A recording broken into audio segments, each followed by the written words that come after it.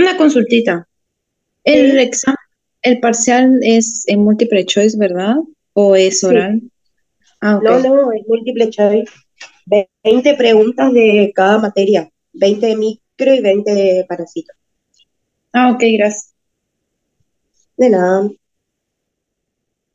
No sé si alguno de los chicos me escucha. Sí, Juli, si vos me puedes Ahí te compartir, comparto, te te lo comparto. agradezco. Dale, gracias.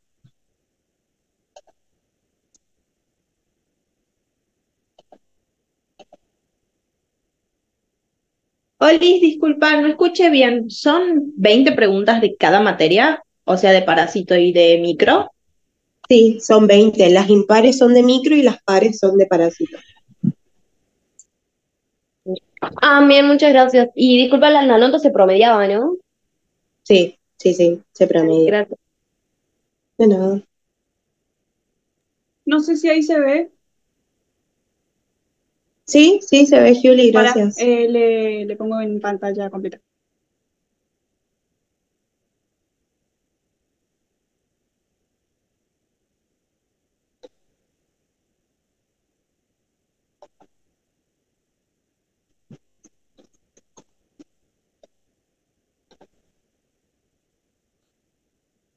Avísame y Bueno, paso.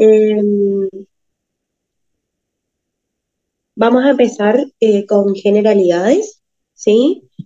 Voy a ir mencionando las cosas más puntuales, no voy a volver a repetir lo del primer teórico. Cualquier cosa, si no se entiende o alguien quiere que yo vuelva a repetir, me dice nomás, yo no tengo problema. Cambiarle nomás, Julia, a la diapo de las clasificaciones, a la otra. Esa. Bueno, respecto a los parásitos, vamos a tener que hay muchas clasificaciones según qué tipo de parásito sea, según su topografía, según los huéspedes que necesita para completar su ciclo, según su localización en el huésped y según su distribución geográfica. En cuanto al tipo de parásito, va a ser obligado cuando no puede prescindir del huésped, es decir, sí o sí lo necesita para su supervivencia.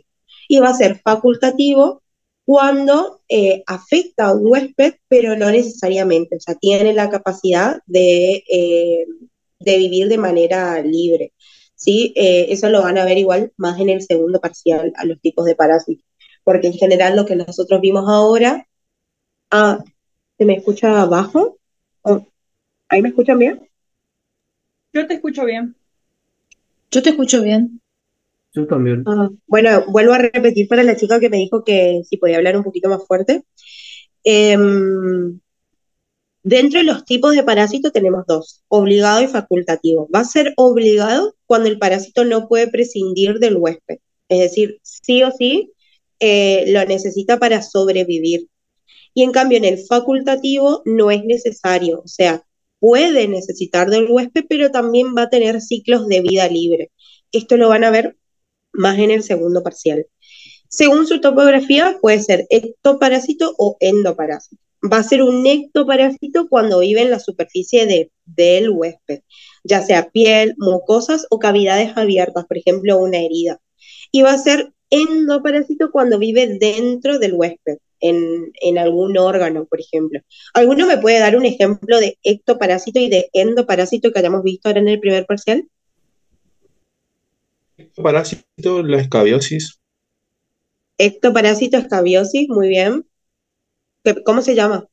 Ese es el nombre de la enfermedad. ¿Cómo se llama el parásito?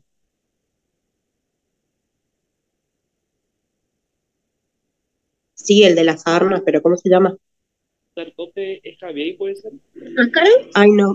Sé que alguien habló, pero no lo escuché. ¿Ácaros? Sí, dijeron Sarcoptes ahí. Súper, súper. ¿Y de endoparásito que hayamos visto? El Chagas. Muy bien. ¿Y cómo se llama el parásito de Trypanosoma. Chagas? Parásito Tripanosoma, muy bien. Trypanosoma cruzi. Súper, muy bien.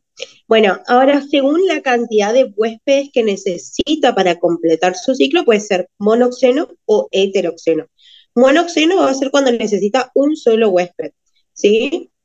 Y heteroxeno es cuando necesita dos o más para completar su ciclo, es decir, va a tener un huésped definitivo y el huésped intermediario. Y en el monoxeno va a ser solo el huésped definitivo, que ahora vamos a ver esa clasificación.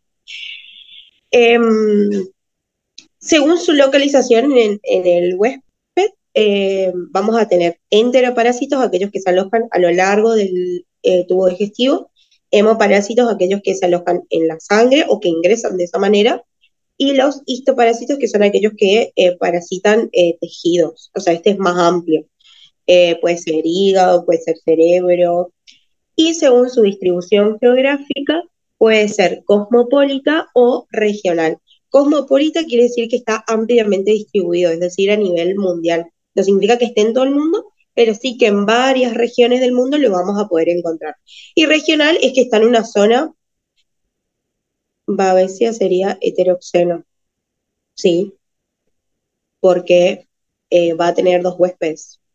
En realidad, todos los que vieron ustedes ahora van a ser heteroxenos. Chagas, leishmaniasis, paludismo, babesia. Y regional va a ser cuando está en una zona puntual o más pequeña, por ejemplo, acá en Argentina, si está en el norte o si está ubicado en el centro, ¿sí? ¿Hasta ahí se entendió la ¿Zona endémica clasificación? sería? Sí, lo podés encontrar como regional o endémico. La doc me dijo que corrija nomás para que no confundan el concepto de endemia, pero en uno de los libros, así leyeron, está así como regional o endémico. Pero mejor si le dicen regional, ¿no? Hasta ahí se entendió, quedó claro, porque ahora los chicos cuando empiecen a dar las patologías, les van a ir preguntando, ¿este tipo de parásito es obligado o facultativo? ¿Es un ecto o un endoparásito? Y todo esto. Entonces necesito saber si les quedó claro. Súper. Ahora vamos a ver entonces la clasificación del hospedador, que puede ser, como les dije recién, definitivo, intermediario o accidental. Hay uno más que es el paratécnico, que no lo agregué porque no entra en el primer parcial, así que de última lo volveremos a ver en el segundo, porque quería que les quede claro estos primero. Va a ser definitivo cuando aloja la forma adulta del parásito o cuando se reproduce de manera sexual. En este caso, nosotros no vamos a ver la forma adulta del parásito, eso lo vamos a ver en el segundo parcial, pero acá lo que vamos a ver es si se reproduce de manera sexual o asexual, ¿sí? Y va a ser intermediario cuando alberga las formas larvarias de un parásito, que es lo que se ve en el segundo parcial, o cuando se reproduce de manera asexual. Y el accidental es aquel hospedador que no está en condiciones naturales involucrado en el ciclo del parásito, que ingresa, justamente como dice su nombre, de manera accidental. ¿Sí? ¿Se entendió? Vuelvo a repetir. ¿Alguien tiene alguna duda?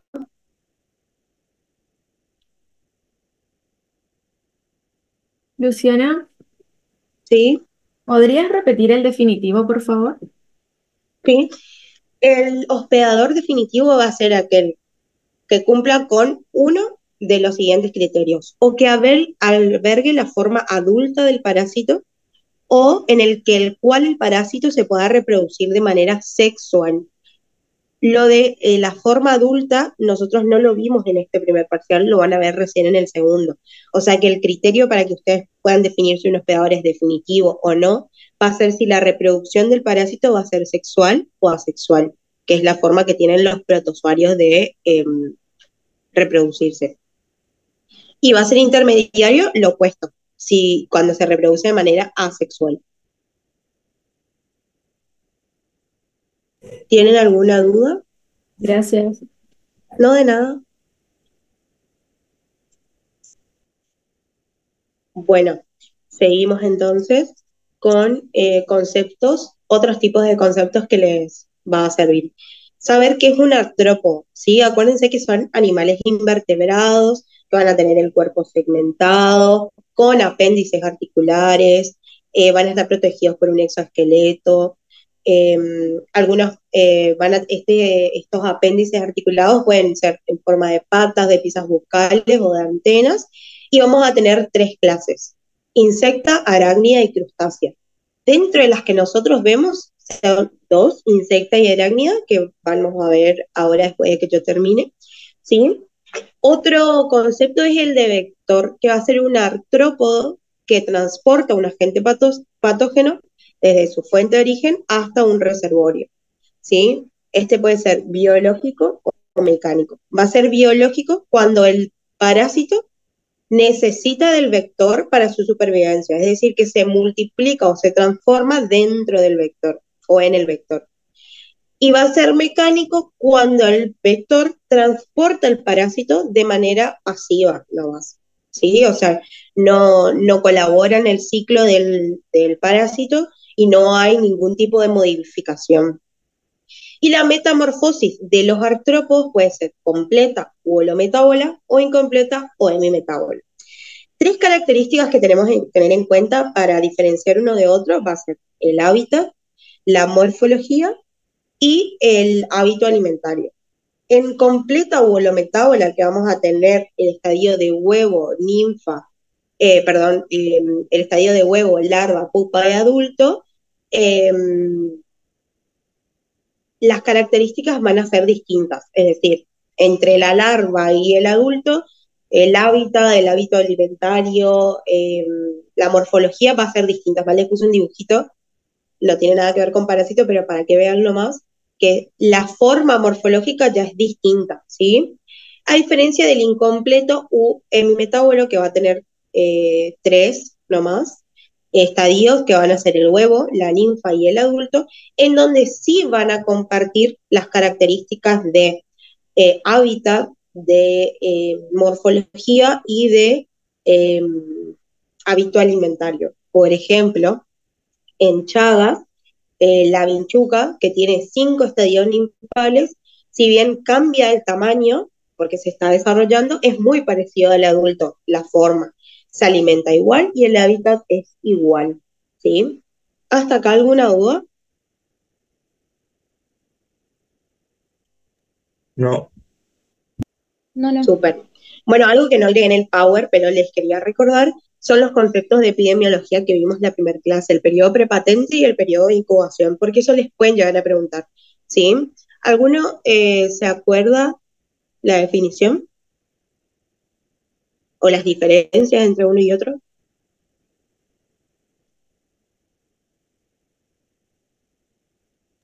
Prepatente era desde que entraba el parásito al hospedero hasta que su forma diagnosticable. Ah, Y la muy otra, bien. ¿El periodo de ¿cómo? incubación? Y el No, periodo que de muy bien. incubación era desde que ingresa el parásito hasta que aparecen los primeros síntomas. Muy bien. Entonces, el periodo prepatente va a ser el periodo que existe entre que eh, ingresa la infección hasta que aparecen las formas detectables en un método diagnóstico. Y el periodo de incubación va a ser el periodo existente entre que ingresa la infección y la aparición de los primeros signos y síntomas, ¿sí? Y bueno, eso es todo de generalidades. Es lo más importante que ustedes tienen que saber ahora para poder entender todo lo que vamos a seguir viendo. ¿Tienen alguna duda? Y, perdón, pero ¿podrías volver a repetir lo que vendría a ser un vector mecánico, por favor? Sí, sí, no hay problema. Vector mecánico va a ser aquel que transporta de manera pasiva a un parásito. Es decir, el vector, el artrópodo que lo transporta, no va a formar parte de su ciclo porque el parásito no necesita ni reproducirse, ni multiplicarse, ni transformarse. Simplemente lo que hace el vector mecánico es transportarlo de un lugar al otro, nada más. En cambio, en el biológico sí va a haber multiplicación y transformación por parte del parásito que utilice ese vector. Mil gracias. De nada, Lu, ¿y cuál sería un ejemplo del mecánico? las moscas, la mosca doméstica. Ah, súper, gracias. De nada. A metabolo. Hola Facu. A metabolo nosotros lo vemos, sé que está en uno de los powers, creo que de Raúl. Hola Chami. Eh, ¿Cómo es? Pero metamorfosis a metabola nosotros no lo vemos. O sea, tienen que saber esto nomás. El completo o el incompleto. Para reconocer cómo es los estadios que tienen y las características que los van a diferenciar o las similitudes que tengan. Nada más. De nada.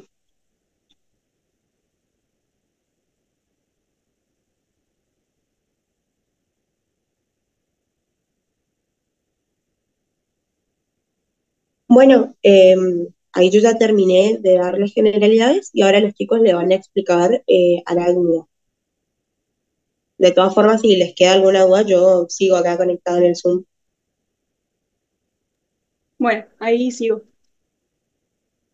Bueno, después vamos a ver justamente el filum artrópoda, que ya explicó ahí Luchi, que eran animales invertebrados de un cuerpo segmentado, protegidos por un exoesqueleto, quitinoso, duro y esclerotizado.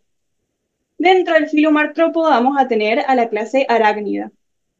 Y dentro de este, al orden Scorpionida, Araneae y Acarina. Acuérdense que estos comparten ciertas similitudes. Por ejemplo, que tienen una simetría bilateral, es decir, tipo, la parte del cuerpo izquierda es igual a la derecha. Después, tienen 4 pares de patas. 1, 2, 3, 4, 5, 6, 7, 8. Y pertenecen al subfilum Chelicerata, es decir, que tienen los quelíceros. Después, el cuerpo se va a dividir en escorpionía y en aranae, en cefalotórax y en abdomen. Mientras que en acarina, donde están los ácaros y las garrapatas, vamos a tener que la cabeza, tórax y el abdomen van a formar como todo un conjunto, una sola masa corporal, y van a tener la falsa cabeza a la que se le denomina capitulum. Bien, pasando por el orden Araneae. Sabemos que las arañas se van a encontrar en todos los continentes excepto en la Antártida. Después estos forman una tela, la telaraña, que va a tener diferentes funciones, como cazar el alimento, tapizar las cuevas donde instalan sus viviendas, fabricar otecas, que era como la bolsita en donde la hembra ponía los huevos y después de ahí emergían las arañas. Después cumplir una función sexual y cubrirse con ella debajo del agua y así poder respirar en el caso de las especies subacuáticas. Después vamos a tener 2 grupos de importancia que van a ser ortognata y labidognata. Se van a dividir según la disposición de los quelíceros. En ortognata, los quelíceros se movilizan paralelamente al eje longitudinal del cuerpo. O sea, este es el eje longitudinal, no sé si ven el mouse. Este es el eje longitudinal y se va a mover paralelo, o sea, de la misma forma de que viene el cuerpo, digamos, longitudinalmente. Y después, labiodognatas, los quelíceros se van a movilizar perpendicularmente al eje longitudinal del cuerpo. Bien, después entonces, en el suborden labidognata vamos a tener diferentes géneros, como Loxoceles, Latrodectus, Foneutia y Lycosa. Los que son de mayor importancia, digamos, porque pueden hacer más daño a los seres humanos y provocar la muerte, van a ser estos 3 primeros, Loxoceles, Latrodectus y Foneutria. Loxoceles, bueno, tiene un color tostado, café, marrón, con el cefalotórax más claro que el abdomen, cefalotórax no sobrepasa la altura del abdomen, ojos tienen 3 pares, eso no es tan importante, pero lo que es importante es que sepan que tienen la figura de violín en su cefalotórax, por eso acá le puse el violín. Tiene hábitos domiciliarios, se encuentra normalmente detrás de los muebles, de los cuadros, o sea, prefieren lugares oscuros, es solitaria, asustadiza y tiene mayor actividad durante la noche. En la Argentina está en todo el país y es la forma más importante de aracnoidismo en América del Sur. Me olvidé decir que dentro del género Loxoceles vamos a tener diferentes especies y la Loxoceles laeta es como la de mayor importancia porque es la que mayores casos de loxocelismo presenta. Bueno, justamente al inocular el veneno produce loxocelismo y lo que tienen que saber es la acción que tiene el veneno en el cuerpo, que va a ser una acción dermonecrótica y o hemolítica. La clínica va a ser justamente cutánea o cutáneo-necrótica o puede ser afectar a todo el cuerpo, un loxocelismo sistémico, cutáneo-visceral, afectando a los órganos o cutáneo o viscerohemolítico también afectando a la sangre. Después tenemos Latrodectus mactans o Geometricus, que tiene una coloración variada, tiene un abdomen globoso y lo importante acá es la presencia de la marca roja en forma de reloj de arena que se encuentra en la parte ventral del abdomen de las hembras. Yo lo que hago es tipo memotecnia nomás, para acordarme que cuando cursé lo relacioné así, es que no sé si conocen Marvel, supongo que sí, que está la viuda negra que tiene tipo traje negro y es pelirroja. Entonces yo me acuerdo que la viuda negra tiene fondo negro con el reloj de arena rojo. No sé si le sirve, pero bueno, yo les tiro ahí el dato para acordarse. Bueno, tiene una distribución cosmopolita. En Argentina también se encuentra en todo el país. Tiene un hábitat peridomiciliario rural o urbano y tiene mayor actividad nocturna. Este también, con su veneno, produce un cuadro denominado latrodectismo y a diferencia de la acción del veneno del oxoceles, que era eh, dermonecrótica o hemolítica, la acción del veneno es neurotóxica. Después tenemos a Foneutria nigriventer o Foneutria fera, que tiene cuerpo marrón gris, tirando grisáceo o amarillento, y en el dorso del abdomen se pueden observar manchas blanquecinas. En Argentina vamos a encontrar Foneutria nigriventer, pero también podemos encontrar Foneutria fera cuando vienen cargamentos desde Brasil o Ecuador. Y acá le puse la banana porque Foneutria fera suele venir en cargamentos de bananas desde Brasil o Ecuador. Después tiene hábitos peridomiciliarios, hábitos nocturnos y no viven en telas. El veneno nos va a generar un cuadro denominado foneutrismo y tiene una acción neurotóxica, al igual que el Latrodectus. Entonces, el único que tiene una acción diferente entre estas tres arañas que pueden generar la muerte es el Oxoceles. Eso acuérdense. Y después Licosa, que la picadura de la araña no es peligrosa como estas tres anteriores, pero con sus pelos nos pueden generar una reacción alérgica local o sistémica. Después se encuentra en las provincias continentales de Argentina, es cosmopolita, y bueno, tiene colores amarronados y pardos. Y bueno, acá le puse estas plantitas porque es la araña corredora del jardín. Entonces, como para que se acuerden. Hasta ahí no sé si tienen alguna duda. Yo no leo el chat, así que si alguien habló en el chat, no leo. Pero si no, sigo. No, nadie escribió nada todavía, Juli. Ahí yo me voy fijando. Cualquier Bueno, cosa. súper. Paso entonces. Ay, Una pregunta. sí. En el tema de la posición de los ojos, por ejemplo, ¿nos pueden llegar a preguntar? No es tan importante. Capaz saber que el Oxoceles es la única que tiene 3 pares. En cambio, todas las otras tienen 4 pares de ojos. Pero por lo menos hasta donde yo sé no es tan importante. Lo agregué como por la morfología nomás, pero tampoco se lo suele ver bien cuando se ve tipo a la araña en persona. Luli, ¿cómo estás? Olis, ¿Cómo va? ¿Todo bien? todo bien. Ahí les agrego si quieren, justo hicieron esa preguntita ahí. Hola, ¿cómo están a todos? Dale. Súper va el repaso de 10. Para decirle, no, los ojos por ahí no son importantes. Antes nosotros por ahí preguntábamos acerca de la disposición de los ojos y demás, porque se consideraba que era una manera importante para poder reconocer el género o la especie o lo que fuese, pero ahora hay maneras más importantes como médicos generales que podemos saber si una araña es de una manera y otra y no mirando los ojos que nunca vamos a poder ver poner en una guardia si no tenemos una lupa o estereoscópica o lo que fuese, ¿sí? Pero de todo lo que hicieron acá es muy importante que vayan recordando sobre todo los hábitos que nombraron acá, si son domiciliarios, predomiciliarios, ¿sí? Y también el efecto del veneno que tiene cada uno de los géneros de estas arañas, ¿sí? Recordar cuál es el efecto, por ejemplo, que el oxoceles tiene su efecto cutáneo, hemolítico, necrótico, sistémico, ¿tá? Eso por ahí es lo más importante de que tienen que ir recordando, ¿sí? Y los hábitos. Pero eso, peridomiciliario y extradomiciliario. Les dejo que respondan. ¿Qué cosa? Ahí te leo La si es la diferencia entre pregunta. extra y peridomiciliario.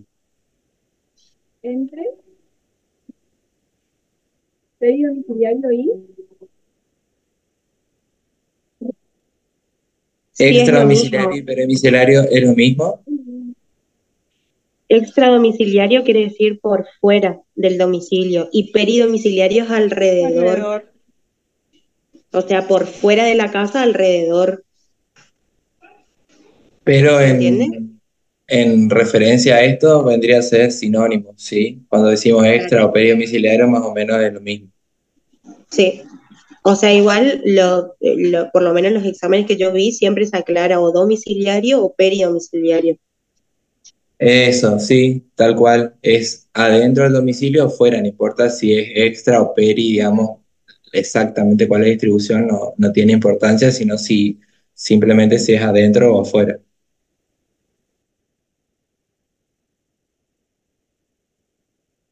No sé si hay más preguntas.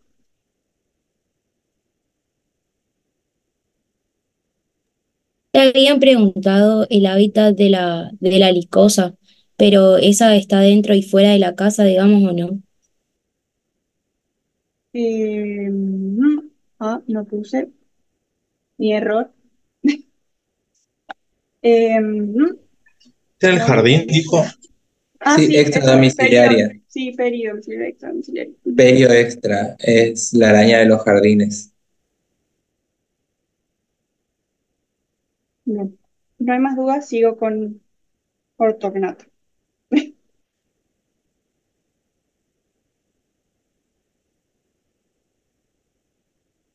Bueno, después tenemos su orden ortognato, donde tenemos a la gramostola, que tiene abundante pilosidad, y los quelíceros son grandes y fuertes. Están en zonas templadas de Sudamérica, incluida Argentina, y van a ser, lo importante es que son lanzadoras de pelos urticantes, es decir, que no nos suelen picar, pero los pelos nos generan reacciones de hipersensibilidad o reacciones alérgicas. Entonces su acción va a ser mecánica alérgica.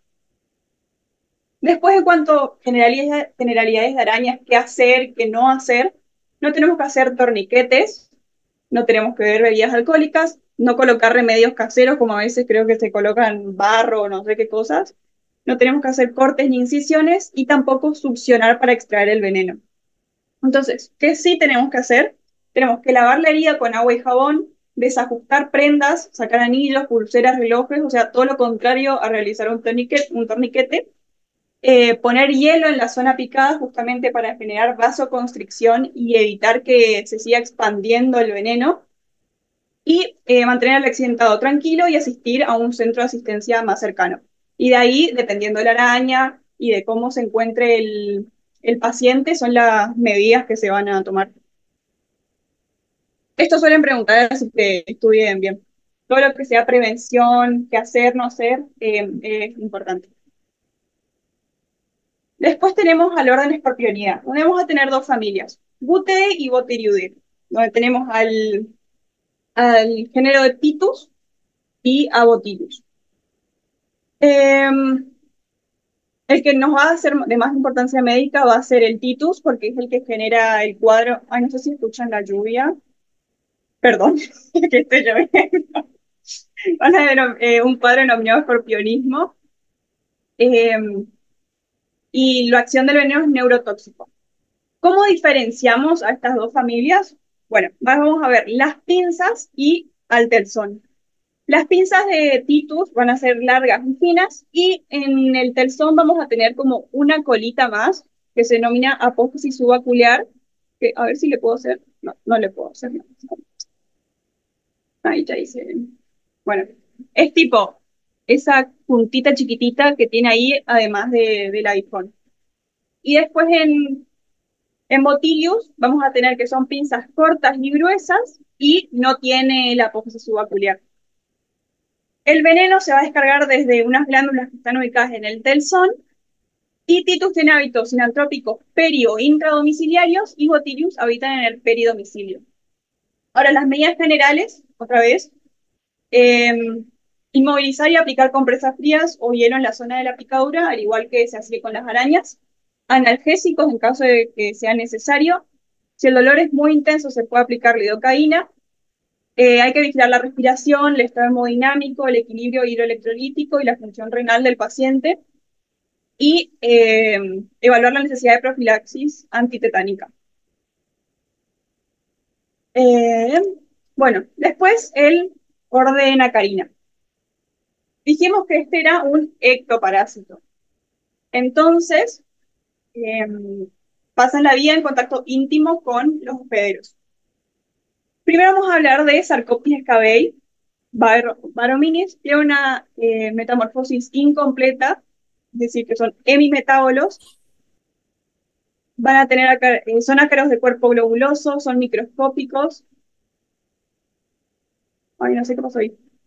Microscópicos, es el agente etiológico de la sarna humana o escabiosis, son exclusivos del hombre, es decir, que no vayan a ir a buscar otro hospedero.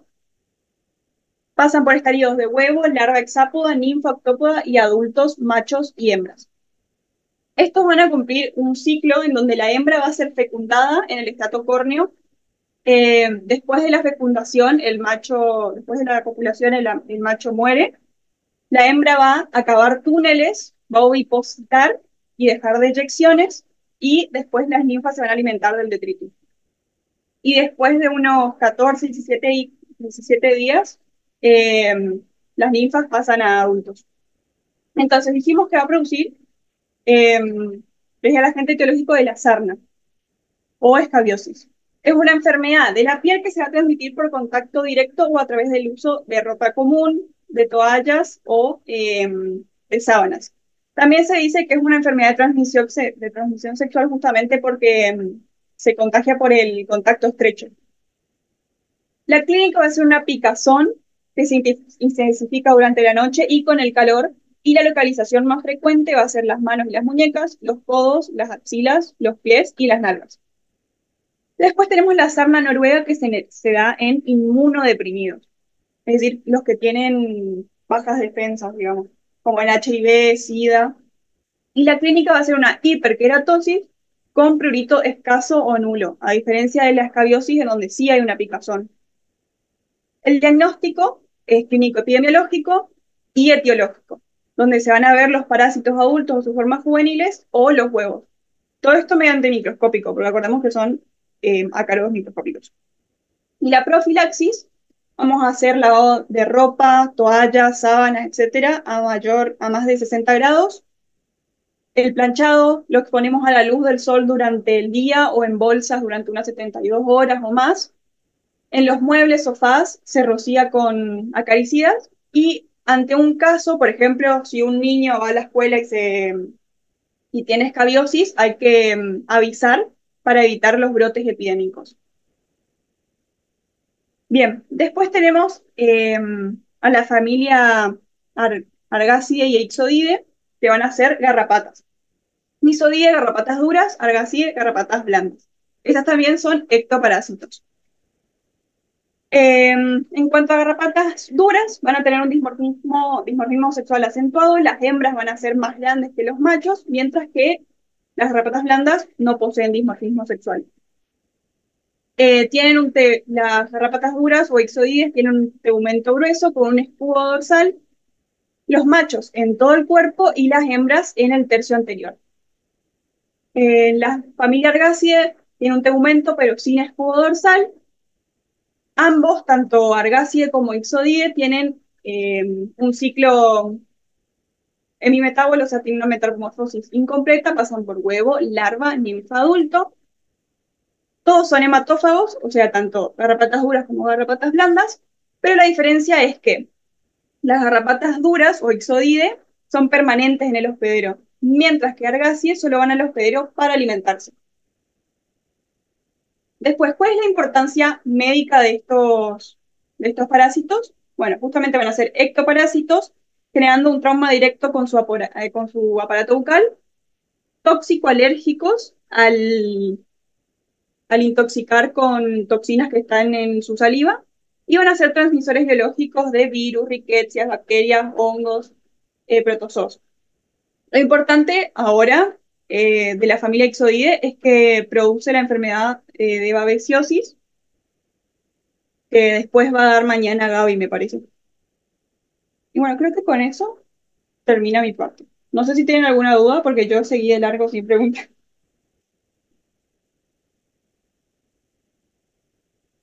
Preguntaron, Juli, en el chat, ¿cuál sería la diferencia entre telson y apófisis subacular?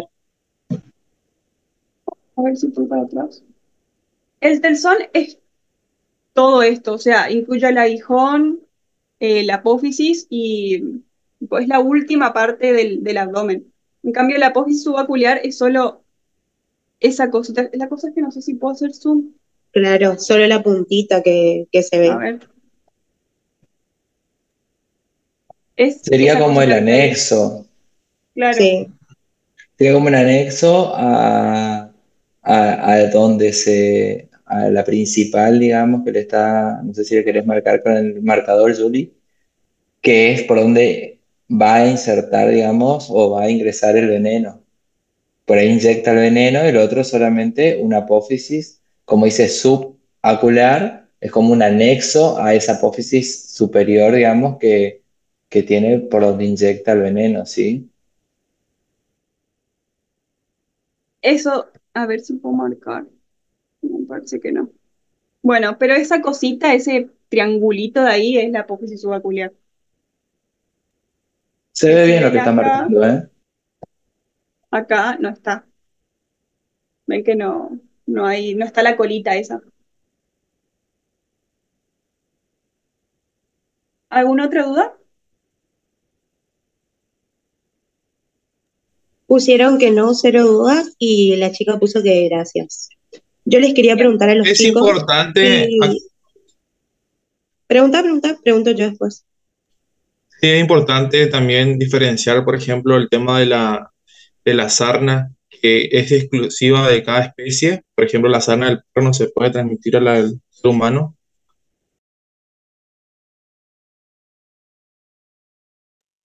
Tienen que saber que Sarcoptes escabei es exclusivo del hombre.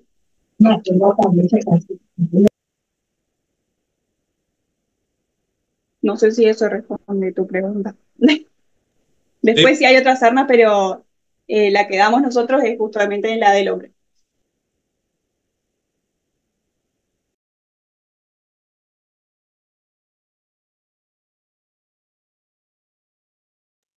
Bueno, yo les iba a preguntar a los chicos si ellos consideran que las arañas y los escorpiones o alacranes son parásitos. Sí, no, ¿por qué?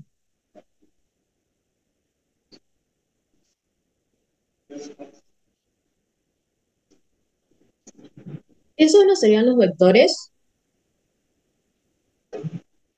¿Cómo? ¿Cómo fue la pregunta? Sí, las arañas y los alacranes nosotros los consideramos parásitos. No, no son parásitos porque no tienen una vida que dependan del ser humano. Muy bien. Acuérdense que el concepto de parásito es que es un ser que vive a expensas de un ser superior. Entonces, nosotros lo vemos en parasitología porque ellos, cuando se quieren defender, actúan a la defensiva, digamos, ¿sí? Por eso tenemos que saber el veneno de las arañas que hoy les decía Raúl, eh, qué medidas tomar, qué hacer, qué no hacer, pero no porque sean parásitos, ¿sí? Ellos actúan o nos generan alguna patología solamente cuando se sienten atacados, ¿sí? Otra cosa puede ser que aparte es su veneno, tipo es propio, y lo de los parásitos es como es un virus o una bacteria, algo extraño a ellos que se incorpora en sus cuerpos y después nos infectan a nosotros. ¿Eso puede ser otra diferencia? No, es por el concepto nomás de parásito. El concepto es un ser que vive a expensas de un ser superior. Y las arañas y los alacranes no los necesitan para su supervivencia. Simplemente los vemos en parasitología porque cuando se sienten atacados ellos reaccionan y por eso los estudiamos, porque nos pueden generar patología, pero no es porque vivan a expensas de nosotros. Claro, o sea, los insectos solamente inoculan sustancias que son nocivas para el cuerpo, pero no parásitos. ¿Se entendió eso? Lo que les dijimos Sí, recién. gracias. Estos son artrópodos igual, ¿eh? No son insectos, ¿sí? Sí. Y tampoco serían vectores. Por ahí había una preguntita en el chat. No entrarían dentro de vectores, sino de artrópodos que nos causan patologías por inocular sustancias que nos causan efectos, ¿sí? Por eso es importante que recuerden, acá justo está esta diapo de los escorpiones, cuál es la familia eh, que son peligrosas y cuáles son las familias que no son peligrosas, ¿sí? Esos nombres, Butide, Buteribride, tienen que saber cuál es la familia peligrosa y cuál es la familia que no es peligrosa para nosotros, según nosotros podemos reconocerlas con las características que les nombraron.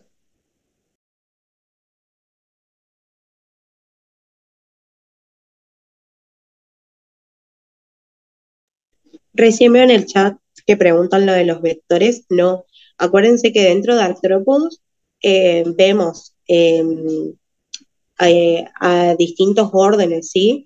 Pero no significa que todos sean vectores. El concepto de vector sí es que es un artrópodo, pero no todos los artrópodos son vectores. Con eso no se confundan.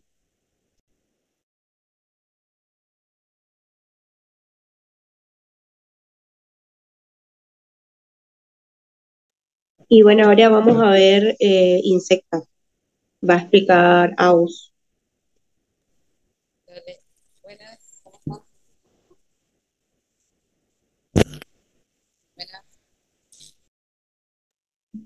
No se escucha.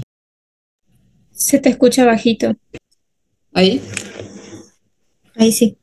¿Ahí se escucha Chao. mejor? Bueno, le voy a compartir.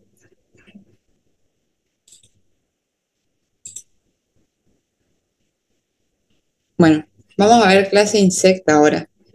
Había 4 grandes órdenes en clase insecta: dípteros, sifonaptera, anoplura y hemípteros, de los cuales hoy vamos a ver dípteros, sifonaptera y anoplura. Mañana vamos a ver hemípteros junto con Chagas, que lo va a explicar Luciana.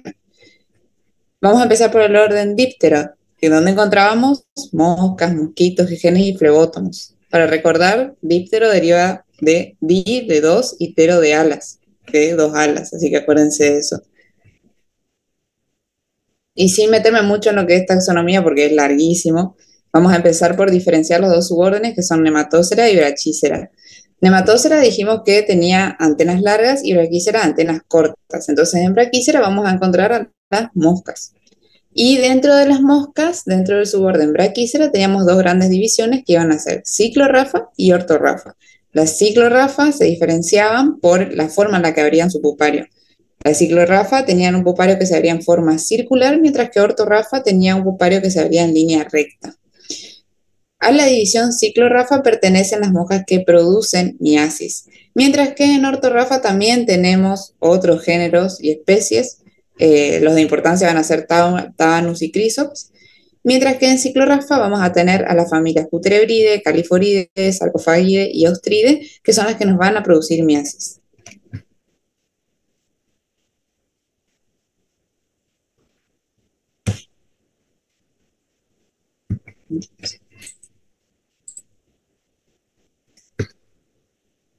Ahí está.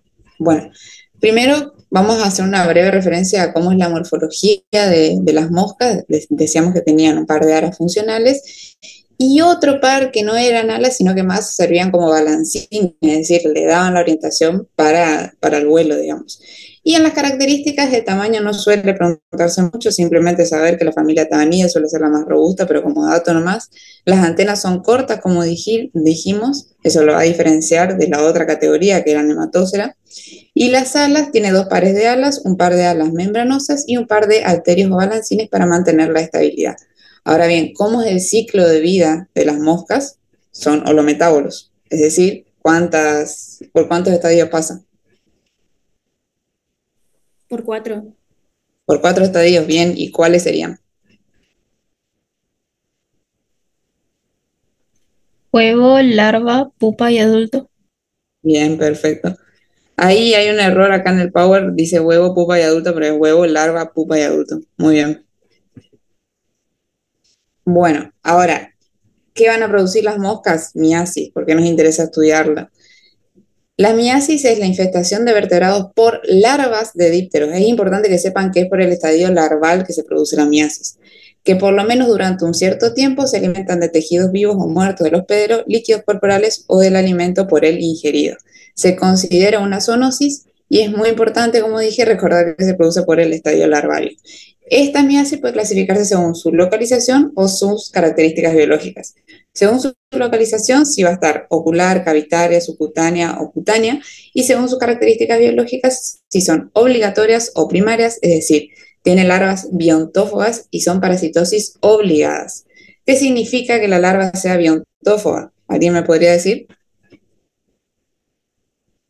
Ahí está igual, en rojo. Que se alimenta de Se alimenta tejido de vivo. tejido vivo. Exactamente, bien. Y si yo hablo de miasis facultativa secundaria, larvas necrobiontófogas, ¿qué quiere decir? Se alimenta de tejido muerto. Muerto, necro, sí, bien. Pero puede accidentalmente, o sea, secundariamente llegar a nosotros. ¿Y la pseudomiasis o accidental? ¿Cómo se va a dar?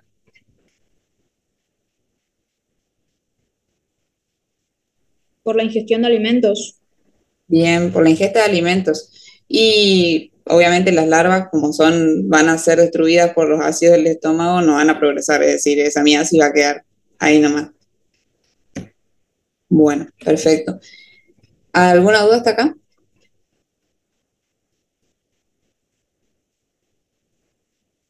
Sigo. Las miasis primarias, ¿qué especies las producen? Voy a nombrar las familias nomás, Califoride, Cuterebride y Oestride, y qué partes del cuerpo se ven afectadas con mayor frecuencia, que es muy relativo, mucosas, cuero cabelludo y miembros inferiores. Dentro de las miasis primarias, como dijimos, tenemos la familia Califoride, dentro de la cual tenemos el género y especie Coclioma omnivorax, que también se la puede llamar Calitroga americana, o no sé cómo más se podría llamar, no sé si alguien se acuerda. Pueden aparecer nombres populares en el examen. ¿Cómo dijiste, perdón? Coclioma omnivorax se llamaba Calitroga americana y cómo más podía llamarse. Mosca verde. Sí, muy bien. Claro, porque fíjense el color que tiene. Tenemos el adulto, que es de un color azul o verde metalizado, que oviponen sobre una herida abierta. Eso es importante. Ellos van a oviponer sobre la piel que ya está dañada. Estos se van a madurar a larvas. Ahí en la maduración a larvas van a producir su estadio de miasis. Y la particularidad de Coclioma omnivorax es que va a oviponer sobre herida abierta y van a ser múltiples larvas en la lesión, a diferencia de otra mosca que vamos a ver más adelante que va a dejar solamente una. Estas larvas maduran y se caen para madurar como pupas en el suelo, porque el suelo es el que aporta temperatura y humedad necesarias para la maduración al estadio adulto. Esto va a ser así en todas las moscas, o sea, las pupas van a madurar en el suelo, solamente vamos a tener larvas en el cuerpo, digamos. Y después las miasis primarias, dentro de las miasis primarias tenemos la familia Cutrebride, donde tenemos a Dermatobia hominis. La particularidad de Dermatobia hominis es que el adulto tiene piezas bucales que no son aptas para la hematofagia, por eso hace uso de la foresis, que es la captura en vuelo de otro organismo, y ese organismo va a transportar a estas larvas para depositarlas sobre la piel sin heridas, es decir, o sea, la piel sana. Y la particularidad, aparte de esa, la particularidad de Dermatobia hominis es que tiene una única larva por lesión. Esa larva se cae y madura como pupas en el suelo. Esta miasis se la llama forunculosa por la lesión en forúnculo que deja sobre la piel y se dice que tiene forma de matraz, que es este tubito que se usa en el laboratorio. Y después se menciona la familia Oestride, que es una miasis muy poco frecuente en humanos y que va a estar más relacionada con las poblaciones rurales porque tiene como hospedero en realidad a las ovejas. Básicamente lo que se dice es que el estadio larvario 1 es infectante para el humano. Esa es la característica que se destaca en el teórico. Y en las miasis facultativas vamos a tener la familia Sarcophagidae, donde encontramos a las especies sarcófagas. La particularidad de esta especie es que el adulto tiene un color ceniciento y el abdomen está ajedrezado. Oviponen sobre carne y tiene 3 estadios larvarios que cuando están maduros maduran sus pupas en el suelo. Las larvas terminan su desarrollo y posteriormente caen al suelo antes de pasar a ser pupas. Eso es lo que quería decir hoy, digamos. Son moscas necrobientófogas, por lo que se alimentan de tejidos muertos. Acá hay otros géneros y especies que producen miasis facultativa, pero la que a nosotros nos interesa es esta, la Sarcophagidae. Bueno, en cuanto a la distribución geográfica y síntomas, Cochleoma minivorax es la más importante productora de miasis en América. La sintomatología va a depender del número de larvas y el lugar de la lesión. Dermatobia minis es miasis exclusiva del Nuevo Mundo, la encontramos acá en América.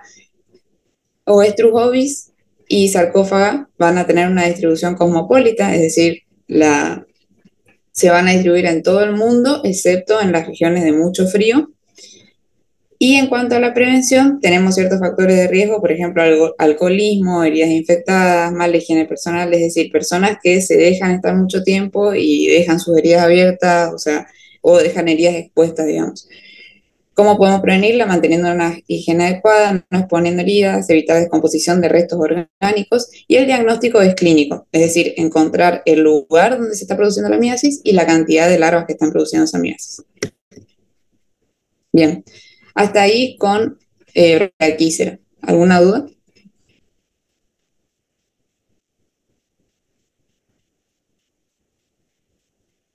Bueno. ¿Cómo hacen para poner larvas en la piel sin herida? La Dermatobia minis, qué buena pregunta. Bueno, como dijimos, la Dermatobia minis tiene la particularidad de que no tiene su aparato bucal, ahí voy a retroceder, no tiene su aparato bucal como para ingerir sangre, o sea, no tiene un aparato bucal picador. Entonces, se vale de otra especie que sí es picador, como por ejemplo el Aedes, y este Aedes lo que hace es justamente abrir una herida para depositar la larva.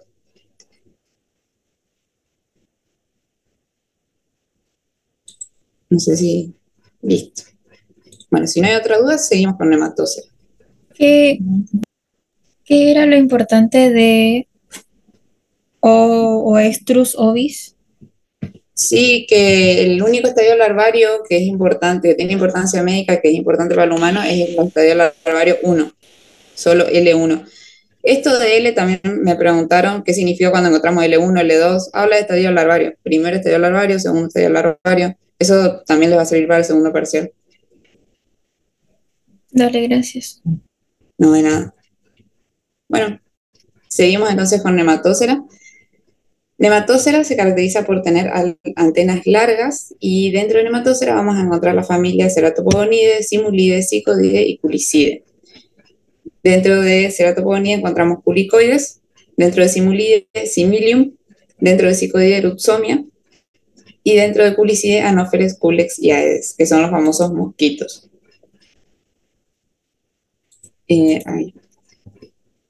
Bien. ¿Cómo es la morfología? De culicoides y polvorines, culicoides o polvorines y de Similium o genes, lo importante a destacar es que los polvorines van a tener un color más claro y los genes van a ser un poco más oscuros, y el tórax de los culicoides es recto, mientras que los genes es jorobado. Las características de ambos es que tienen una probóscide corta y las hembras son hematófagas. Ahora vamos con los mosquitos, que ahí sí nos interesa un poco más. Siempre que nosotros tratamos de estudiar algo, por ahí conviene que lo ordenemos. Por ejemplo, si yo voy a describir un mosquito, pienso primero en su división, que es cabeza, tórax y abdomen, o en este caso puse patas. Entonces, ¿qué voy a tener? En la cabeza tengo antenas de 6 artículos que son plumosas en machos y son acá se ven menos las plumas en las hembras. El tórax de Anopheles y Culex tiene 2 alas membranosas funcionales, mientras que en Aedes tenemos a Aedes aegypti y Aedes albopictus, que justamente la característica distintiva va a ser por su tórax. Aedes aegypti tenía tórax, se podía ver en el tórax una forma de lira, mientras que en Aedes albopictus teníamos una línea blanca o una gacetita Oreo, como dijo Gabriel. Y después en patas de Anopheles y Culex van a ser oscuras y uniformes, mientras que Aedes, tanto Aegypti como Albopictus, van a tener manchas blancas sobre un fondo oscuro en las patas. En cuanto a la morfología de estadios evolutivos, como para mencionarlo nomás, vamos a ver que en Anopheles pone sus huevos de forma solitaria que poseen flotadores. Culex se agrupan los huevos para formar balsas que flotan sobre el agua, y Aedes son solitarios y no forman balsas, los huevos. Ahora, en cuanto a las larvas, Anopheles era la única que se colocaba de forma paralela al agua, mientras que Culex y Aedes se colocan de forma perpendicular y con el sifón respiratorio hacia arriba. Las pupas no se diferencian mucho, más que nada de su tamaño. Lo importante acá es diferenciar que son similares a una coma, en vez de las pupas de mosca, por ejemplo, que eran como más ovaladas, digamos. ¿Cómo son sus hábitos? ¿Cómo son los hábitos de los mosquitos y de los polvorines y jejenes? Bueno, todos ellos van a tener hembras hematófagos y machos fitófagos. Los horarios de mayor actividad van a ser, en el caso de polvorines, a las horas de la tarde; en el caso de jejenes, horas de la tarde y al aire libre; en el caso de Culex, mayormente nocturnos; Anófeles pueden ser crepusculares o nocturnos; Aedes son diurnos, pero tienen una mayor actividad a la mañana y se caracterizan por tener vuelos cortos. ¿Dónde van a oviponer polvorines y jejenes? Esto es importante y se suele preguntar. Polvorines en lugares húmedos y tierra orgánica, mientras que en jejenes, superficie de aguas torrentosas. Por eso siempre cuando vamos al río volvemos todo picado por jejenes. En el caso de Culex, van a oviponer en superficies de agua estancada; Anófeles, superficies de aguas tranquilas; y Aedes en el borde de los recipientes con agua. ¿Cómo es el ciclo de vida de los mosquitos? A ver si me pueden responder. Como metábolo. O los metábolos, sí, bien. ¿Y cuál es lo importante acá? ¿Se acuerdan de que nosotros hablábamos de una etapa de diapausa? ¿Se acuerdan más o menos cuándo se daba esa etapa? La diapausa se daba en el huevo y podía durar hasta 2 años. Bien, el estado de pausa puede durar de 6 a 8 meses a 2 años. ¿Y qué sería la diapausa? Está ahí.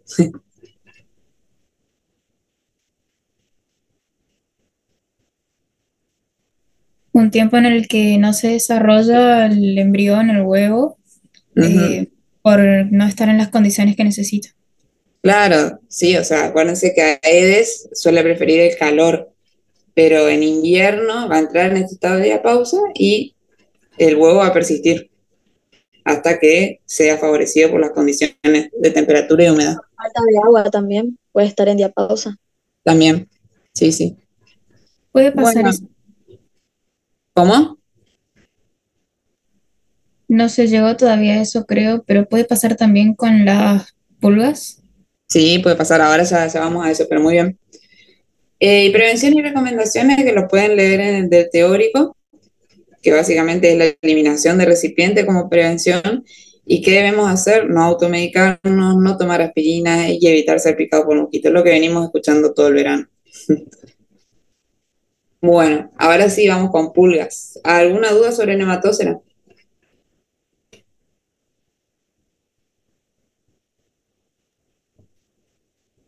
No.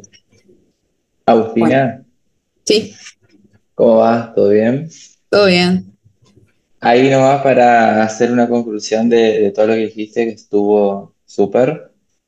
Que recuerden nomás, que tengan en cuenta eso, el tema de que es súper importante lo que estuvieron explicando, de cómo es cada ciclo, tanto de las moscas, o sea, de los dípteros en general, ¿sí? Porque ahora ya acaban de explicar otro orden, pero de los dípteros, dónde se desarrollan todos los estadios, ¿sí? Para que diferencien bien dónde se diferencian, dónde surge todo el ciclo de las moscas, en qué ámbito, si en la tierra, en el agua, dónde.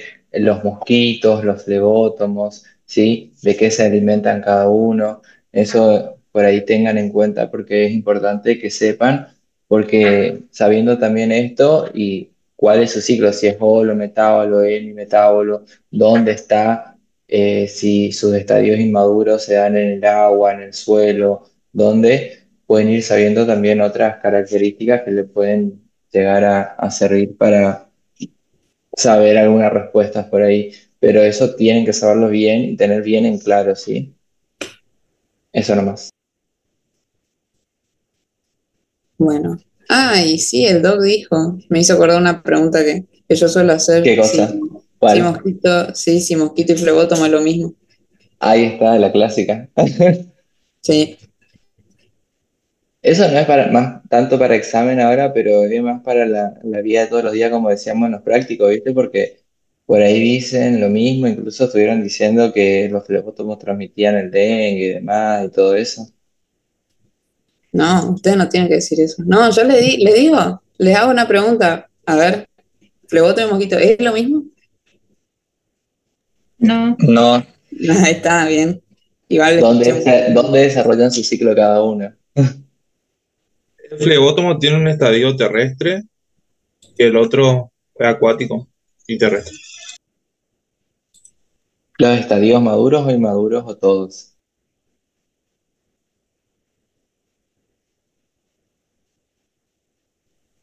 O sea, el flebótomo, el estadio completo es terrestre y los otros tienen un estadio primero, va a ser acuático y cuando es adulto se hace terrestre. Bien, los Claro, mosquitos. exacto. Sí, sería, los adultos en realidad sería terrestre volador, sí, porque por ahí uno dice terrestre nomás y piensa que están en la Tierra y es terrestre volador, sería como lo mismo.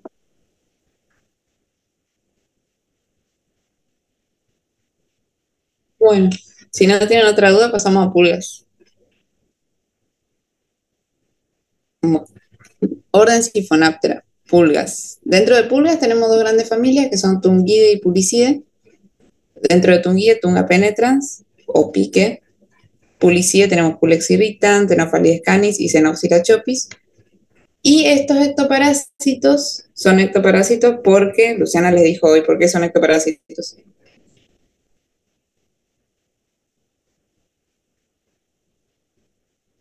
Porque está en la superficie. En la superficie del Eso. cuerpo. Exactamente, muy bien. Son ectoparásitos hematófagos que además tienen importancia médica como vectores biológicos y como huéspedes intermediarios de cestodes. Cestodes van a ver en el segundo parcial. Brevemente su morfología, cabeza, abdomen y patas, vamos a ver que... ¿Cómo? Bueno, en la cabeza presenta un aparato bucal picador chupador, son hematófagos. El abdomen de este insecto es grande en relación al tamaño del insecto, es decir, ocupa 2/3 de parte del insecto y contiene órganos internos y espermateca en hembras. Las patas tienen el tercer par muy desarrollado para poder saltar, porque recordemos que las pulgas no vuelan. La otra vez preguntaban si la diferencia entre arácnida e insecta era las alas, y bien pensado, pero ojo con eso porque sí, en la clase insecta también tenemos las pulgas y los piojos que no tienen alas. Así que no todos los insectos tienen alas. ¿Cómo son sus hábitos? Las pulgas permanecen en gran parte de su vida en el mundo exterior fuera de sus hospedadores, a los que vuelven para alimentarse. Y otra particularidad en cuanto a hábitos de las pulgas es que no presentan especificidad, pero sí preferencia por los hospederos. Es decir, que cuando se dice pulga del hombre, pulga del perro, pulga del gato, es por un nombre vulgar, digamos, pero no necesariamente van a parasitar sí o sí al hombre. Si ellos tienen preferencia por el hombre, pero encuentran un gato y se están muriendo de hambre, y bueno, van a ir a parasitar al gato. Eso es importante porque es lo que lo diferencia del otro orden, que es Anopleura, que son los piojos. Los piojos, vamos a verlo más tarde, pero ya les voy adelantando que sí presentan especificidad y además necesitan sí o sí de su hospedador para sobrevivir. Las pulgas tienen la particularidad también de que machos y hembras son hematófagos y el consumo de sangre estimula en la hembra la maduración de los huevos y en los machos la unión sexual. El ciclo de vida de las pulgas es holometábolo y como dijeron hoy, las bajas temperaturas pueden influir sobre las larvas, en este caso el estado de diapausa, ¿en dónde se va a dar entonces?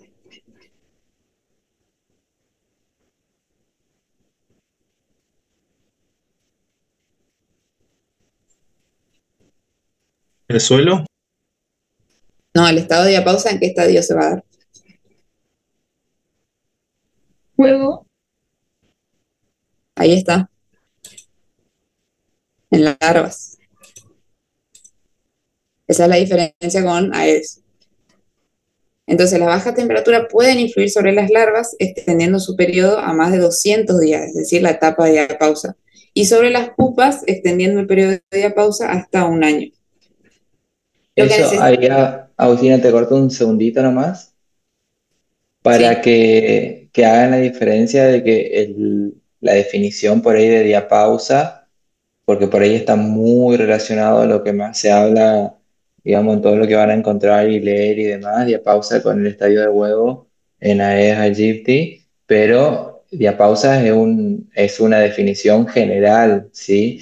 Que nosotros acá en parasitología, como le explicó Agustina, este estadio de diapausa se puede dar en diferentes estadios del ciclo del parásito o de lo que fuese, según, digamos, cada uno. Por ejemplo, en Aedes la diapausa se da en el estadio de huevos, pero en estos, en las pulgas, el estadio de diapausa no se va a dar en ese estadio, sino en otro, ¿sí? Para que no relacionen directamente con diapausa, con huevos de Aedes, sino que es una definición general que se aplica de diferentes maneras según de qué estemos hablando.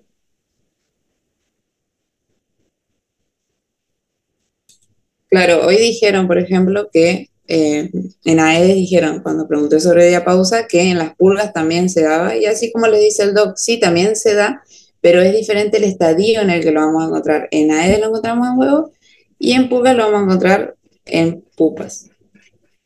Bueno, la particularidad justamente de esto es que las pupas para madurar adultos necesitan cambios bruscos de presión atmosférica, es decir, cuando ellas maduran, cuando ellas pasan por sus 3 estadios larvales, a excepción de Tunga penetran, que solamente pasa por 2 estadios larvales, van a formar lo que se llama saco pupal, que va a estar cubierto de polvo y pelusas, sobre todo en las casas que están cerradas por mucho tiempo. Entonces, cuando alguien va y abre las ventanas o las puertas de esa casa, ahí cambia la temperatura, cambian las condiciones atmosféricas y la pupa puede madurar adulto. Entonces ahí sería el estadio de diapausa en este caso, en las pulgas.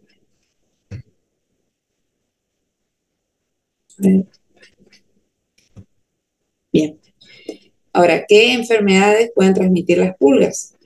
Pueden ser productores per se de enfermedades como pulicosis y tungiasis. En el caso de pulicosis, se puede ver una pápula eritematosa centrada por petequia y tungiasis por entrada de hembra grávida a la piel del hospedero. Este es importante porque tenemos que saber que y recordar que tanto macho y hembra de tunga van a tener diferentes periodos de vida. El macho muere después de la cópula, mientras que la hembra ingresa a su hospedero y desde ahí va a ir depositando los huevos en el suelo mientras se va alimentando su hospedero. Y una vez después de que ovipuso, muere. Entonces, siempre el estado que va a parasitar al hombre va a ser la hembra grávida de tunga. Después pueden ser vectores biológicos, van a transmitir peste bubónica y tifus marino, principalmente peste bubónica, Yersinia pestis, transmitido por Xenopsylla chopis, y en cuanto a hospederos intermediarios de alguna cetosis, Dipylium caninum y Hymenolepis diminuta, que los van a ver más en el segundo parcial. Bueno, hasta ahí pulgas. ¿Alguna pregunta?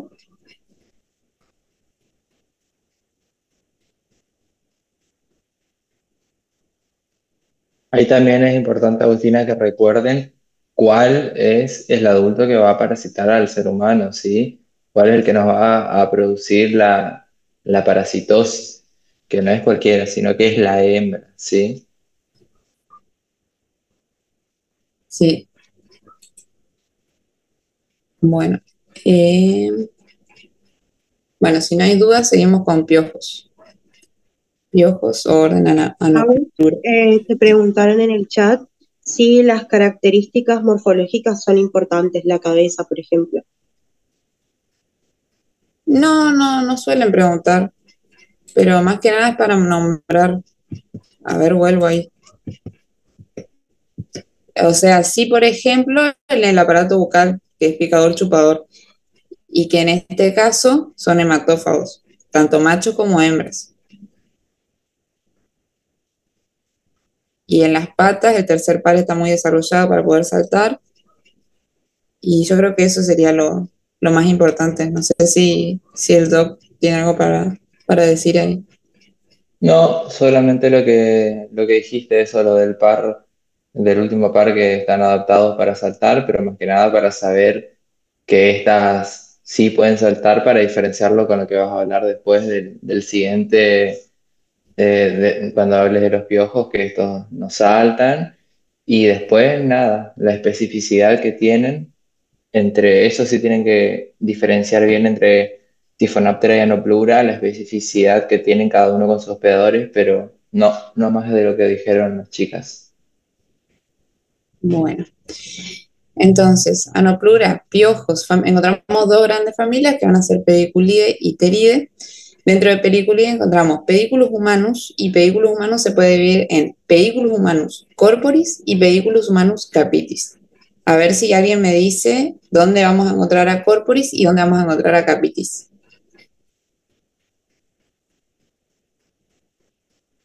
Corporis en el cuerpo y capitis va a estar en la cabeza, va a manifestar la cabeza. Bien, más que el cuerpo, las costuras de las ropas. O sea, la gente que por ahí no tiene la posibilidad de cambiarse ropa todos los días, por ahí personas en situación de calle que dejan, o sea, que su ropa está muy sucia y dejan que se infecten. Entonces, más que nada va a estar en las costuras de las ropas. Y capitis, como bien dijeron, sí, en la base del pelo, digamos, en el cuero cabelludo. Y tirus pubis, ¿dónde vamos a encontrar? La región pública. Exactamente, su nombre lo dice. Bueno, en cuanto a la morfología, vamos a ver que presentan una cabeza alargada, más alargada que las pulgas, como dijo el doc. Más que nada acá va por la diferencia que presentan con las pulgas la morfología. En cuanto al tórax, no presentan alas. Y en el abdomen se pueden identificar según la forma. Y con esto quise decir que, por ejemplo, Pediculus humanus vamos a ver que tiene una forma un poco más alargada que Tirus pubis, que parece un cangrejo, digamos. Tienen como una forma más en balde. Son hemimetábolos. ¿Qué quiere decir que eran hemimetábolos? Ciclo incompleto. Ciclo incompleto. Ajá. ¿Y qué estadios? 3 puede ser. Ajá. ¿Cuáles son? Huevo, larva. Huevo, ninfa y adulto. Eso. Ninfa y adulto. Súper. Bueno, y acá la diferencia está también en los hábitos. Como les decía hoy, estos sí necesitan a su hospedador para sobrevivir, no como las pulgas. Estos presentan especificidad hacia su hospedador, es decir, van a sí o sí, en nuestro caso, en lo que nos interesa a nosotros, van a parasitar al humano, sí o sí. El piojo que tenemos nosotros no va a ser el mismo que el del que puede tener un perro o un gato. Y acá también la particularidad es que ninfas, hembras y machos son hematófagos. Bueno, ¿qué cuadros pueden transmitir los piojos? Dentro de la familia Pediculidae podemos encontrar la pediculosis, que no es lo mismo que... Ay, a ver, ahí vuelvo, para que diferencien la palabra. Que no es lo mismo que la pulicosis. ¿Sí? Pediculosis es de piojos y pulicosis es de pulgas. Bueno, Pediculus humanus va a transmitir pediculosis y además Pediculus humanus corporis va a ser vector biológico. Pediculus humanus corporis, como bien dijeron hoy, se va a encontrar en las costuras de la ropa y puede prenderse de la piel para alimentarse. Y Pediculus humanus capitis se va a encontrar en la base del cuero cabelludo. En cambio, tirus pubis va a provocar una enfermedad llamada tiriasis, que la vamos a encontrar en el área del pubis y área genitoabdominal vecina. Ahí. ¿Alguna pregunta?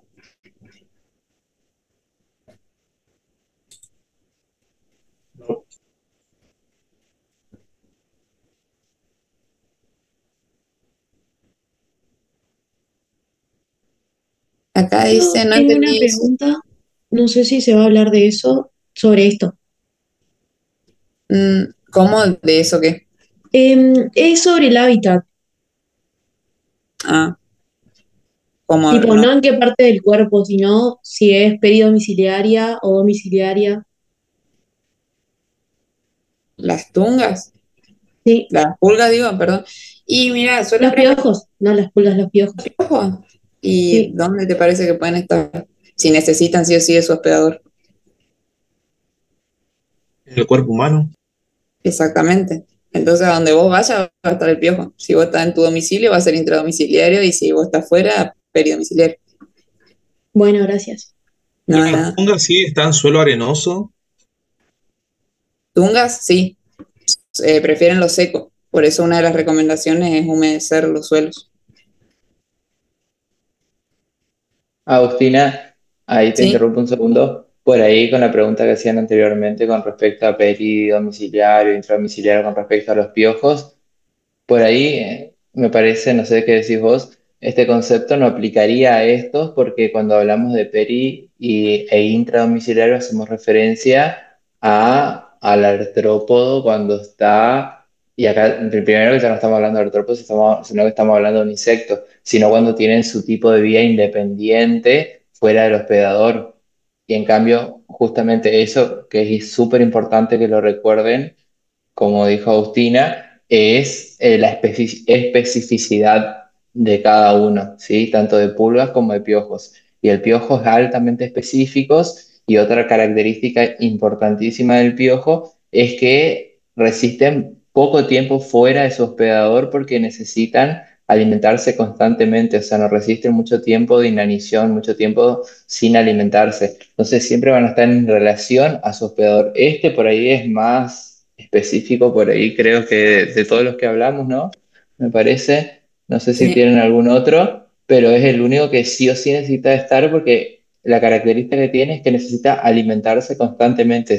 O sea, no va a resistir, o sea, su ciclo no cuenta afuera, o sea, no es que el piojo va a estar a ver, ¿cómo les digo? No va a estar en el patio de su casa y ustedes se van a acostar en el suelo y va a estar el piojo y ahí se van a contagiar, ¿no?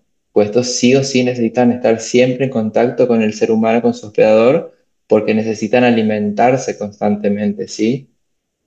Eso. Después también es importante que recuerden de los piojos, de los tres tipos que tenemos o sea, o tres o dos tipos según como vean. Tenemos el pedículo humano, o sea, el que parasita la cabeza, el que parasita el cuerpo, ahí está, el corporis, el capitis y después la ladilla, que son tres diferentes y que solamente uno de estos es un vector biológico y es el único que puede transmitir patología, que es el del cuerpo, ¿sí? O el vestimentis, como dijo bien Agustina, que se encuentran en las costuras de las vestimentas y se acercan al hospedador, o sea, al ser humano solamente en los momentos en los que necesita alimentarse y bueno, eso. Y después ahí, por ahí que anteriormente pusieron un chat, no entendí, que creo que fue con referencia a lo que yo dije, de que no salta o no. Era solamente para decirle que las pulgas saltaban en referencia a los piojos que no saltan, ¿sí? O sea, nosotros nos podemos contagiar de pulgas por estar en cercanías de una pulga porque nos saltan y nos llegan a nuestro cuerpo, pero a diferencia de los piojos que no, nosotros no podemos contagiarnos de piojos solamente por estar cercano a una persona que tenga piojos, sino que necesitamos estar en contacto estrecho, cabeza a cabeza, hablando del piojo de la cabeza, ¿sí? El pedículo humano capitis, necesitamos estar en contacto estrecho para contagiarnos porque estos no tienen adaptadas este tercer par de patas como tienen las pulgas para saltar, entonces ellas no saltan. O sea, solamente se pueden transmitir de persona a persona a través del contacto estrecho. Nada más. Bueno, a ver. Ah, ahora les toca a Gabriel. Buenas, ¿cómo están? ¿Cómo vienen hasta ahora? ¿Bien? Bueno, lo más que le tengo que dar yo es mañana en realidad, pero hoy vamos a hablar un poquito del onomio oblicua, que es no un parásito, sino otro animal ponzoñoso, otro artrópodo de importancia médica, ¿sí? De bastante importancia médica, inclusive porque llega a tener cuadros que pueden matar personas, pero bueno, vamos a hablar primero de generalidades y vamos a decir primero que nada que es una mariposa, ¿sí? Es una mariposa de hábitos nocturnos y que, como dice acá, pertenecen al orden Lepidoptera, ¿sí? No pertenecen a los otros órdenes de insectos que vimos hasta ahora. Este es la única mariposa que se ve en la materia, ¿sí? Y este año probablemente entre en el parcial, así que es bastante importante que sepan por lo menos estos datos que están acá, que en realidad no hay mucho más que saber. Está bastante condensadito, pero no es mucho más. Todos los lepidópteros, las polillas y mariposas que están dentro del orden Lepidoptera son de metamorfosis completa. Entonces, de vuelta, ¿me pueden decir qué estadios tendrían?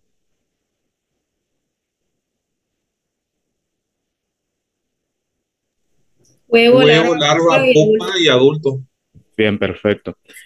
Huevo, larva, pupa y adulto. El adulto cuando copula va a ir a poner huevos en la corteza de árboles frutales, ¿sí? Como dice acá. Pero ¿qué pasa?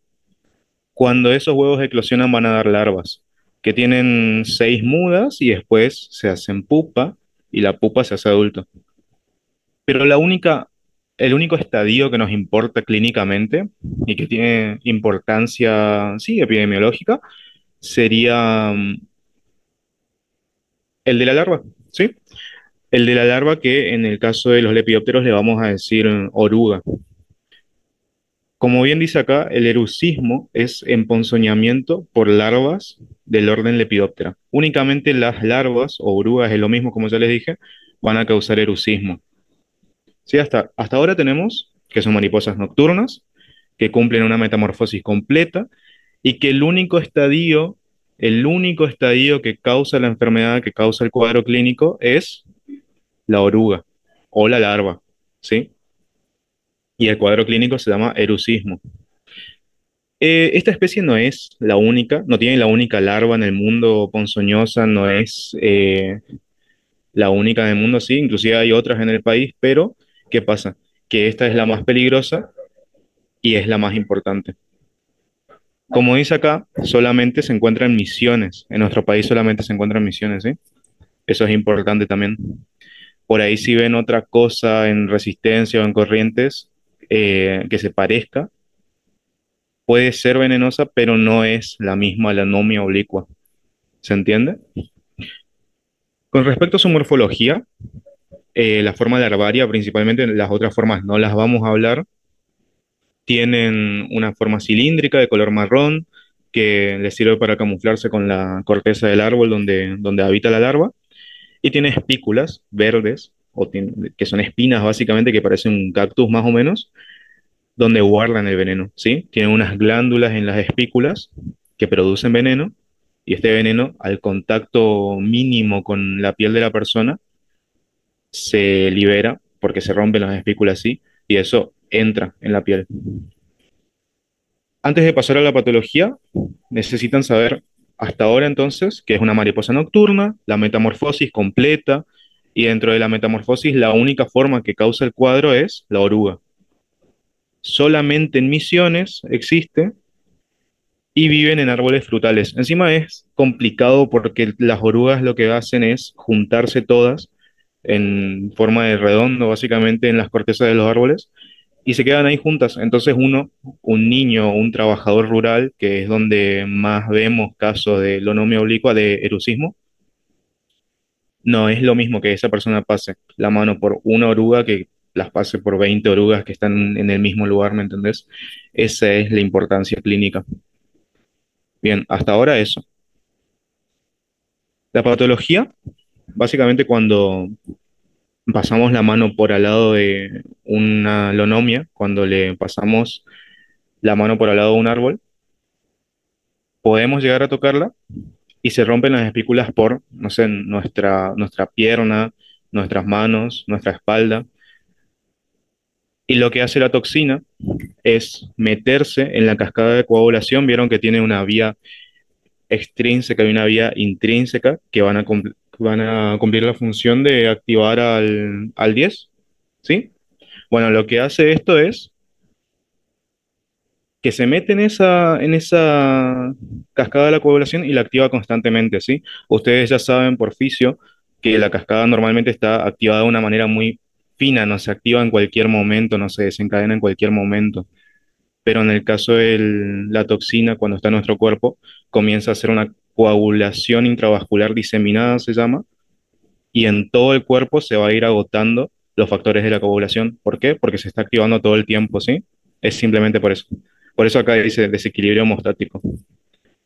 Como se acaban todos los factores de la coagulación, al cabo de 8 a 72 horas, comienzan a haber hemorragias, ¿sí? Normalmente en las personas todo el tiempo se están produciendo microlesiones que son arregladas rápido, digamos, por el cuerpo, pero en el caso de erusismo, sobre todo en casos graves, no hay cómo arreglar esas pequeñas heridas ni heridas mayores, entonces comenzamos a tener sangrados por todos lados, tenemos gingivorragia, que es el sangrado de las encías, hematemesis, que es el vómito con sangre, melenas, que es heces con sangre, y epistaxis, que es sangrado por la nariz, y en casos más graves podrían llegar a afectarse órganos, vísceras profundas como los riñones, tener una insuficiencia renal y otros tipos de cuadros, ¿sí? De manera general, no sé si alguien quiere que repita algo primero que nada, pero de manera general, lo que tienen que saber está todo en esta diapo, ¿sí? Los términos. Sí, igual ustedes con que sepan que produce sangrados está bien, pero gingivorragia es sangrado de la mucosa gingival, ¿sí? Que es las encías. Hematemesis es vomitar con sangre, una sangre negra suele ser. Melenas es defecar con sangre. Y epistaxis Gaby, es, ¿sí? te interrumpo. La hematemesis no suele ser negra, la melena suele ser negra cuando es sangrado alto. Ah, pensé que hemoptisis era sangre roja y hematemesis era sangre negra, perdón, me No, equivoqué. hematemesis es el vómito con sangre, quiere decir que viene del aparato digestivo, y hemoptisis quiere decir que viene del aparato respiratorio. Exacto, por eso. Pero Ahí por ahí, Gaby, ¿cómo Hematoquesia se estás? llama la otra. O como Pero con que Gaby, los chicos ahí sepan nomás para que aclararle que no tiene, sangrado no. ahí le aclaro nomás, Luciana, para que tengan por ahí noción, pero no es necesario que sepan porque todavía no Claro. sé si llegaron a dar o no todo esto, No, pero no. sí, con respecto a lo que dijiste, Gaby, la hemoptisis y la hematoquesia, todo lo que tenga que ver. Para ver el color del sangrado es importante simplemente para, esto les explico, no tiene nada que ver con parásito, sino que lo van a ver en fisio, fisiopato o no sé dónde, en qué materia, pero para que sepan por ahí el sangrado, la coloración con la que nosotros podemos ver y podemos presumir que es un sangrado es según de dónde sale y cuánto transcurrió hasta que salió esa sangre. Entonces, si por ahí son sangrados del estómago, desde el estómago o desde la parte pulmonar, generalmente son más rojas porque suelen surgir de manera más aguda, surgen de manera inmediata, entonces la sangre es más roja. En cambio, depende, por ejemplo, en el tracto intestinal ya más bajo, va a depender de si es bien bajo o es más tipo duodenal, de duodeno yeyunal. Entonces, si tiene que pasar por todo el tracto intestinal para salir esa sangre, va a salir de color oscuro. En cambio, si es una proctorragia, por ejemplo, que es en la última parte del intestino, ya va a salir de manera más roja. depende cuánto pasó esa sangre para digerirse y de qué color vaya a salir, nada más. Bueno, como dicen, como decimos en el chat, es, yo puse los términos, ¿sí? Pero ante todo es hemorragia nomás, ¿sí?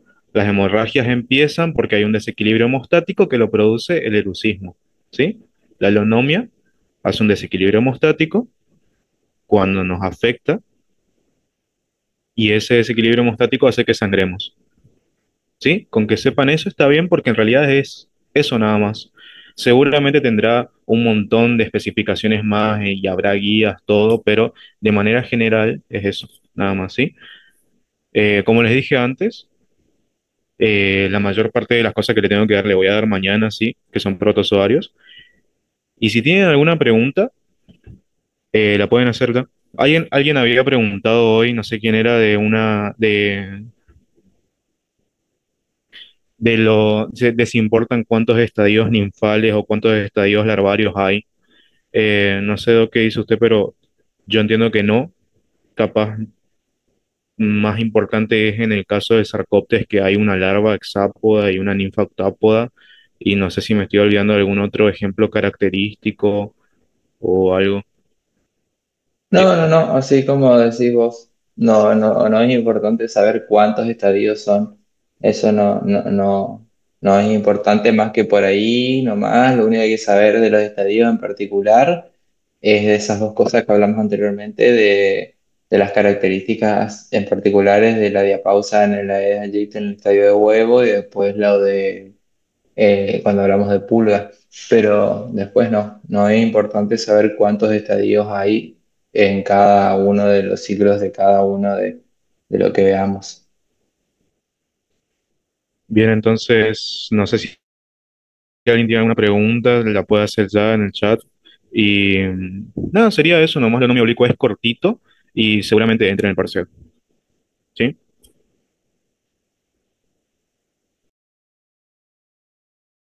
Si querés seguir a vos, seguí nomás.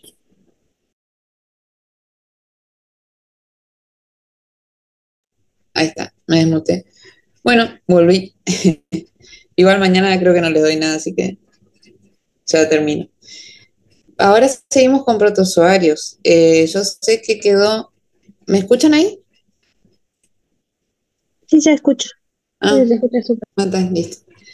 Bueno, yo sé que quedó hemíptero, pero eso lo van a ver mañana junto con Chagas, porque es el vector de Chagas.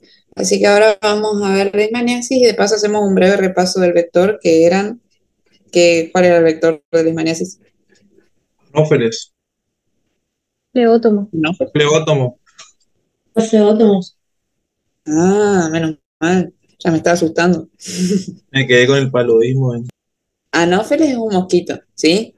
Y el flebótomo no es un mosquito. Por lo que hablábamos hoy, y de paso hacemos el repaso del vector de leishmaniasis, por lo que hablábamos hoy de que dijo el doctor que tenía estadios que dependían de la tierra. Básicamente el flebótomo, fíjense, acá se ve en la foto bien, está todo rodeado por pelos. Tiene como el cuerpo está cubierto por pelos.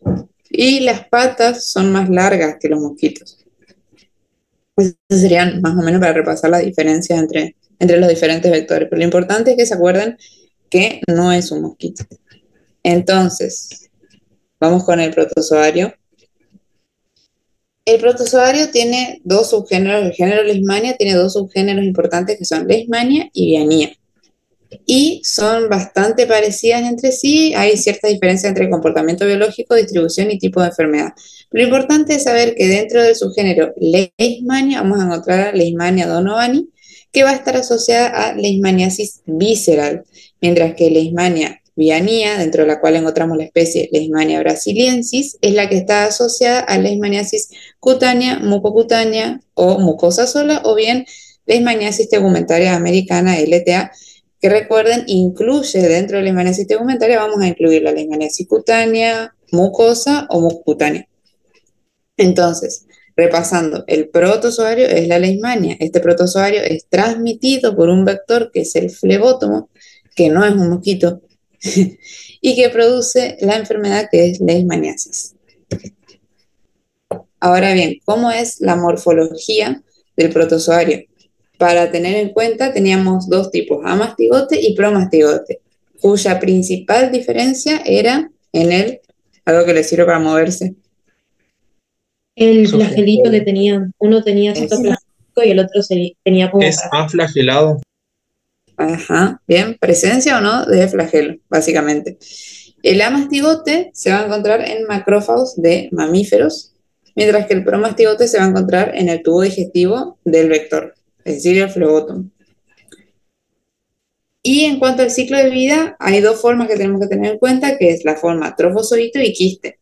La forma de trofozoito es la forma vegetativa en la cual se alimenta y que es el estadio patógeno, y el quiste es la forma de resistencia que normalmente no se alimenta y es el estadio y representa el estadio infectante.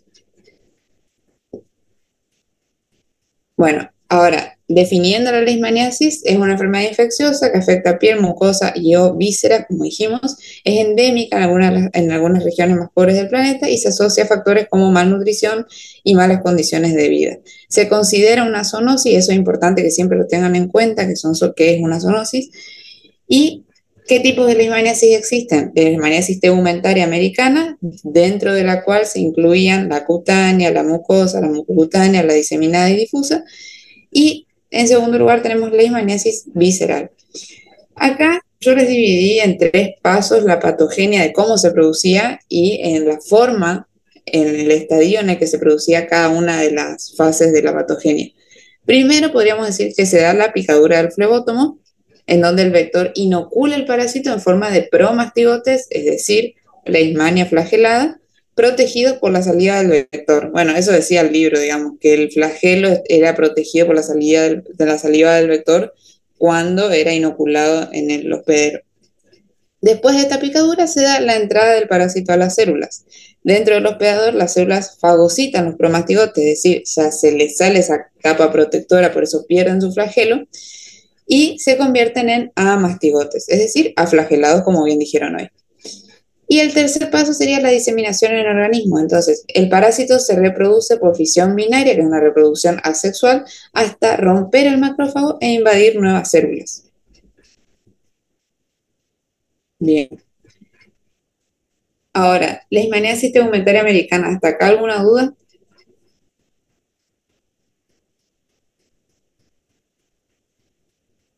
No, todo claro. Todo bien. Bueno, me avisan si alguien habla en el chat porque no estoy viendo. Leishmaniasis tegumentaria americana, como dijimos, encontramos cutánea mucosa, mucosa diseminada y difusa. Es mayormente producida por Leishmania brasiliensis en nuestra región. ¿Hay otros tipos de leishmania? Sí, pero esta es la importante en nuestra región. Después, la evolución de la lesión, por ahí se suele preguntar, aparece como un nódulo, luego se produce una ulceración inicial y luego esa úlcera se estabiliza, porque a medida que perdura la reacción, la enfermedad tiende a una cura espontánea que puede ir, de esa cura puede ser de 6 meses a 3 años. Y después tenemos la otra presentación, la presentación cutáneo-mucosa, que son generalmente lesiones mucosas secundarias, es decir, ya aparecían lesiones cutáneas anteriormente o bien cuando se cicatrizaron. El caso más frecuente es cuando se cicatrizan. Pero lo importante acá es que en estos casos ya no existe la tendencia a la cura espontánea como sucede en la presentación cutánea sola, digamos. Y el signo característico es la nariz de tapir, por justamente al invadir la mucosa lo que hace es perforar el tabique. Entonces se da este signo característico de la leishmaniasis cutánea mucosa. En cuanto a lo que es el diagnóstico, que eso sí es importante que sepan, el principal es el clínico epidemiológico, es decir, vamos a ver el tipo de clima en el que estamos y la presencia del vector. Y después tenemos el diagnóstico directo o parasitológico y el indirecto. ¿Cómo era la diferencia ahí? ¿Qué veíamos en cada cosa? En el directo, ¿qué se ve? En el directo no era que se buscaba el parásito y en el indirecto creo que eran más los anticuerpos. Bien, la respuesta. Sí, perfecto. Bueno, en el directo entonces, como dijimos, vamos a observar el parásito y algunos de los métodos que se utilizan van a ser la frotispora-posición, que consiste en raspar con un portaobjeto la lesión y de los bordes, siempre de los bordes. ¿Y qué vamos a ver ahí? Vamos a ver a mastigote, promastigote, ¿qué vamos a ver?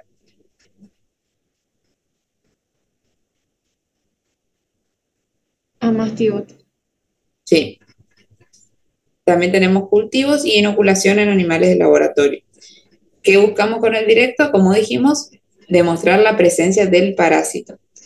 Y en el indirecto, donde buscamos la respuesta humoral y celular, en el humoral vamos a tener la inmunofluorescencia, ELISA y PCR, y en el celular la intradermoreacción de Montenegro, que es característico de esta patología, que permite leer la reacción celular a 48 horas de inoculación de leishmania.